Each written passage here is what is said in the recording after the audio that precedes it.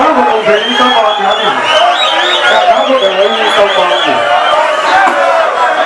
Kamu kita yang sini. Makanya kamu darah. Kamu jangan begitu.